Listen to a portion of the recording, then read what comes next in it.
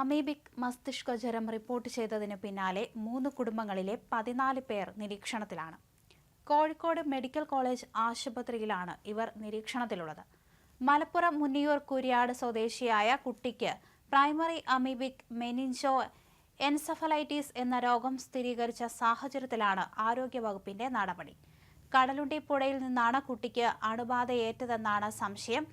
കഴിഞ്ഞ ദിവസങ്ങളിൽ പുഴയിൽ കുളിച്ചവരുടെ വിവരം ശേഖരിച്ചു വരികയാണ്. രോഗലക്ഷണമുള്ളവർ ആശുപത്രിയുമായി ബന്ധപ്പെടണമെന്ന് അധികൃതർ അറിയിച്ചിട്ടുണ്ട്. എന്തായാലും കുട്ടി ഇപ്പോൾ ഗുരുതരാവസ്ഥയിൽ ചികിത്സയിൽ കഴിയുകയാണ്. 5 വയസ്സായ കുട്ടി വെന്റിലേറ്ററിന്റെ സഹായത്തോടെയാണ് ജീവൻ നിലനിർത്തുന്നത്. കടലുണ്ടി പുഴയിൽ നിന്ന് തന്നെയാണ് കുട്ടിക്ക് അണുബാധ ഉണ്ടായത് എന്നാണ് സംശയം. കുട്ടിയുടെ കൂടെ കുളിക്കാനിറങ്ങിയ ബന്ധുക്കളായ മറ്റ് 4 കുട്ടികളും മെഡിക്കൽ കോളേജ് ആശുപത്രിയിൽ നിരീക്ഷണത്തിലുണ്ട്.